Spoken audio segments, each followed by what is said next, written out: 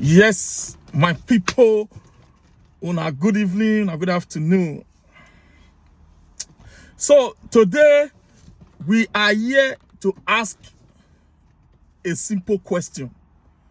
Okay, we are here to ask a simple question. Okay, my teeth is brown because I drink a lot of coffee, you see. So I will soon go and white my teeth. That's not the problem. But just listen to the message. Now, I'm asking a question today. Who is a coward? Who is a coward? River State Refinery is on fire. As I'm talking to you now, River State Refinery is on fire. I'm asking, who is a coward? So at the end of this video, we will be able to answer this question, who is a coward? Let me quote Jonathan. Jonathan said, no blood of Nigeria, no single blood of Nigeria worth my ambition. That was the words of Jonathan. No single blood of Nigerians worth my ambition to be a president for a second term. I ask again, who is a coward? When Obaseki left Edo State peacefully, people like Abat Obase, people like Eparanomigo call Obaseki a coward. Okay? They call him a coward. Now, let me use this biblical example to paint a scenario for you and I to understand my point. We had a story in the Bible of two women dragging a baby. Okay? This said, I owns the baby. The other said, I owns the baby. So the woman that doesn't hold the baby said that they should cut the baby into two. He said they should cut the baby into two. The original mother of that baby said, no. Instead of you to cut this baby into two, let the woman keep the baby. Is the mother of that child, is she a coward? Is Obaseki a coward? Is Jonathan a coward? Let me give you another example. Nelson Mandela. Nelson Mandela is the most hated black president in South Africa. The whole black people hate Nelson Mandela. What is the crime of Nelson Mandela? Nelson Mandela said, I'd rather make peace with the whites than go to war and allow the whites to destroy the black people. Because at the end of the day, Nelson Mandela have come to the conclusion that if we choose to fight the white people, they have enough weaponry. They have enough weapon to destroy the blacks. Okay, we saw it with Selassie of Ethiopia when the Italian decided to bomb Ethiopia with what we call a biological weapon. Once you breathe in, you die. So Nelson Mandela had this experience in his head and said that instead of us to fight the white people, let's make peace with them, so that they don't end up killing our black people. I keep asking this question. Is Jonathan a coward? Is Nelson Mandela a coward? Is Obaseki a coward? You see, in life, you may go to war and win, but the cost of the war is like you have lost. Okay? In life, you may go to war. You know if you go to the war, you will win. But the cost of winning does not worth it. So when you see people move away or shy away from fighting, that does not necessarily mean they are coward. They are thinking about the cost. What will it cost them to win? What is going on in River State today? What is going on in River State today? This could have happened in Edo State first. Okay, there could have been a big fight in Edo State. Edo State could have been in crisis today between Obaseki versus Oshomole. But Obaseki took the big guy. He said, I'm the biggest guy here. Let me walk away. Okay? Walking away does not necessarily mean that you are a coward. Walking away means that it's not that I'm not going to win, but the cost of winning is too big for me to bear. You understand? So when I see people calling Jonathan coward, Nelson Mandela coward, Obaseki coward, this is what they are thinking about. This crisis is what they are thinking about. This instability is what they are thinking about. So people like that, we call them abstract thinkers.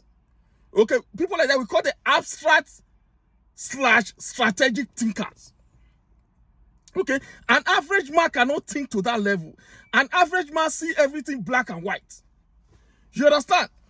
An average man cannot think abstractly.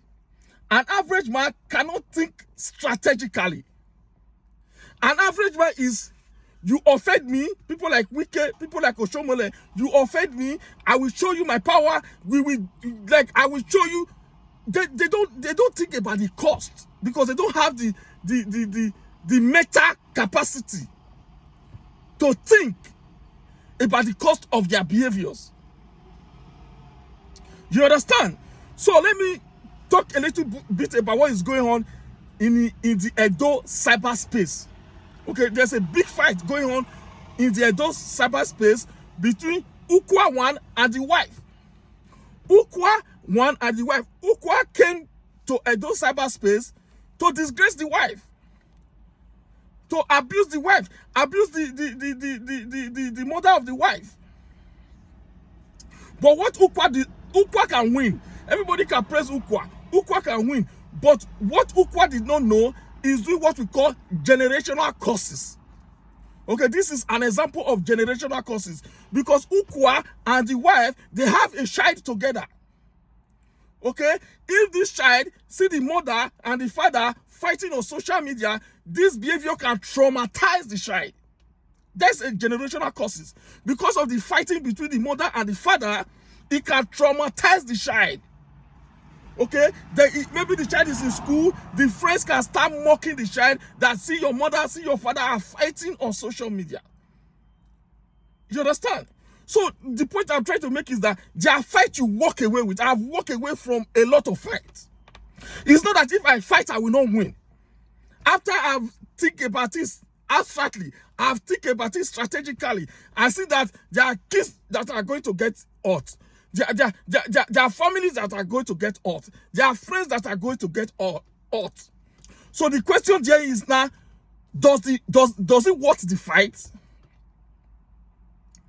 Okay, what you see playing out in River State now are people with egos. I don't want to blame Wike, I don't want to blame Fubara, but Wike is the biggest problem here. But the truth of the matter is that walking away doesn't make you a coward. Obaseki walk away does not make him a coward. It simply means he's the bigger person. Okay, me walking away from, if Ukwa could have easily, because average man cannot think strategically. Average man cannot think abstractly. And ordinary average man sees things in black and white. What we call binary thinking. That is what an average man can see. People like Oshomole, people like Wike, all they think about is their ego. All they think about, I'm the king. They don't think about the repercussion that their behavior is going to have in the community. They don't think about the repercussion that their behavior is going to have in their... Look at River now. Look at the pipe that has been, that is exploding. The oil is destroying the ecosystem. Okay, the river people they are already crying that they can't farm, they can't do anything because of the oil. But this will kind of escalate the problem from them. So the river people are suffering. There are posts going around saying, "Pray for rivers, pray for river people." Okay, this is a typical example that next time people like Agodai should not be rushing and be saying Jonathan is a coward. People like Abad and Eparamnigo should not be rushing and saying Obaseki is a coward. I'm using this opportunity to talk to South African people. Stop hating Nelson Mandela for that decision. At that time, in 1994, the 1994 rather, at that time, Nelson Mandela had no choice because the white people were armed to the teeth. You know that if the black and the white go head to head, they will finish you guys. So Nelson Mandela have to go the path of peace. Him going the path of peace doesn't make him a coward. He can easily win, but you know that he's going to lose a lot of citizens. So before we rush to decision, before we say this guy make a bad decision, this guy make a bad decision, we have to think of the consequences, not just with you, generally. Consequences that will affect the community, your family, your loved ones. Okay? I've walked away from a lot of stuff. I've walked away from Jeep. I walked away from us because I'm thinking about the people involved. It's not about me. Life is not all about me. I was listening to Dr. Boyce Watkins this evening, and he was talking about generational wealth, building generational wealth. Generational wealth is not about you. It's about your children. It's even about your unborn children.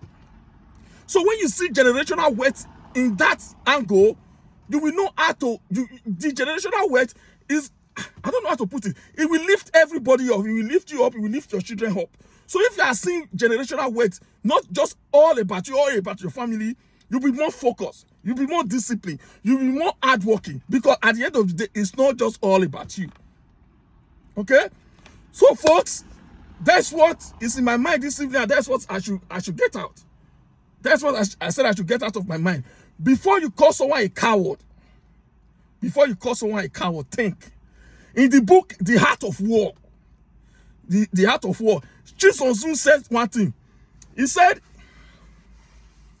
a war is won in the temple before you fight. A war is won in the temple before you fight. In other words, a war, I'm talking about Chin Sun Tzu, the Chinese general that wrote the book, The Art of War. Before you fight, you already know whether you will win the war or whether you will lose the war. So losing for some people does not mean that they lose the war personally. If the thing affect their family, affect their children, affect their community, technically for them, they lose the war. That's why when they think about it, abstractly, strategically, they decided to pull out of the fight. They are not stupid. They are not coward. They are just thinking big. That's what it means. Okay? My name is Victor Vince. I'm a life coach, a business coach, a financial literacy teacher. And I'm also a leadership teacher, or what they call an executive life coach. Thanks for watching, and do have a productive day. Bye for now.